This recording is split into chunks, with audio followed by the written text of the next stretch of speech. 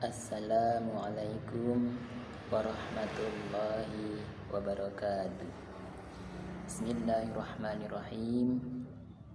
Kepada Ibu Iva Nurul Layla selaku dosen pengampu dan kepada semua teman-teman mahasiswa yang kami sayangi dan kami banggakan.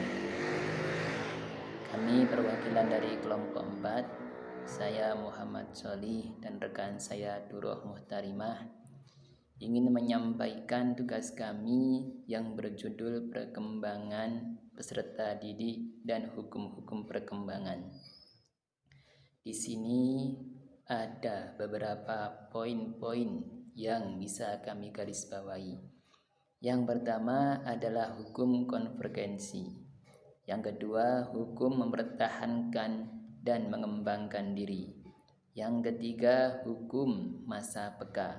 Yang keempat, hukum kesatuan organis. Yang kelima, hukum rekapitulasi.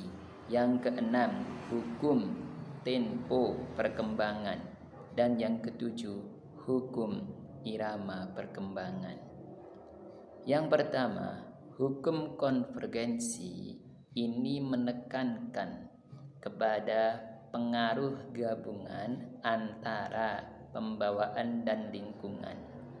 Nah, tokoh yang berpendapat seperti ini adalah William Stern. Seorang Louis William Stern adalah seorang filosof sekaligus psikolog yang berasal dari negeri Jerman, yang mempengaruhi perkembangan dan aliran lingkungan. Di sini menganggap bahwasanya hereditas atau pembawaan dengan lingkungan adalah sebagai faktor-faktor yang berpengaruh dalam perkembangan manusia. Kemudian yang kedua, hukum mempertahankan dan mengembangkan diri. Sebagai makhluk hidup, manusia mempunyai dorongan atau hasrat untuk mempertahankan diri. Bisa kami ambil contoh ketika kita sedang lapar atau ketika kita sedang dalam bahaya, maka kita berusaha untuk menyelamatkan diri.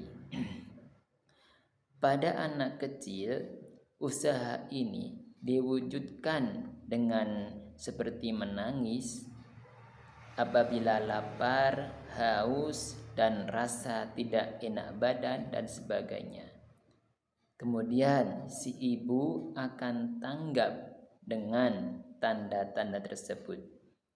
Nah, dari usaha untuk mempertahankan diri berlanjut menjadi usaha untuk mengembangkan diri. Kemudian yang ketiga adalah hukum masa peka.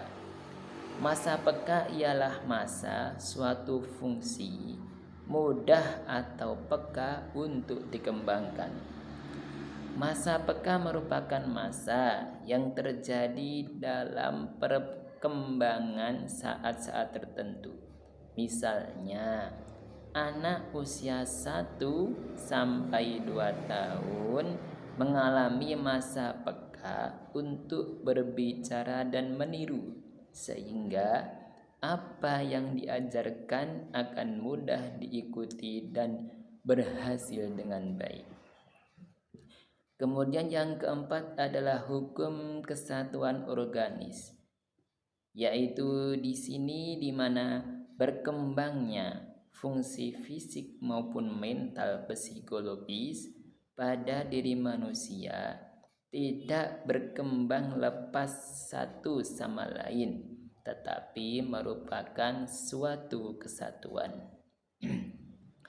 Kemudian yang kelima adalah hukum rekapitulasi, yaitu pengulangan ringkasan dari kehidupan suatu bangsa yang berlangsung selama abad-abad dan merupakan pengulangan ringkasan dari kehidupan suatu bangsa yang berlangsung berabad-abad dan itu dilakukan oleh nenek moyang sebelum kita. Selanjutnya adalah hukum tempo perkembangan, di mana tiap anak akan mempunyai tempo kecepatan dalam perkembangannya sendiri-sendiri. Ada anak yang berkembang secara cepat dan ada anak yang berkembang secara lambat. Dan yang terakhir adalah hukum irama perkembangan. Di sini hukum irama perkembangan menyangkut pada perkembangan jasmani dan perkembangan rohani.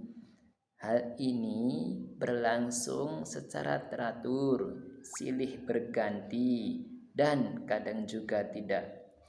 Ada kalanya bersifat tenang dan ada kalanya bersifat goncangan. Dan itu bergantung pada irama individu masing-masing tersebut. Demikian sedikit pemaparan dari kami selaku kelompok 4. Kami telah menjelaskan tentang perkembangan peserta didik dan hukum-hukum perkembangan. Apabila ada salah dalam memaparkan, kami mohon maaf. Kami akhiri sekian. Assalamualaikum warahmatullahi wabarakatuh.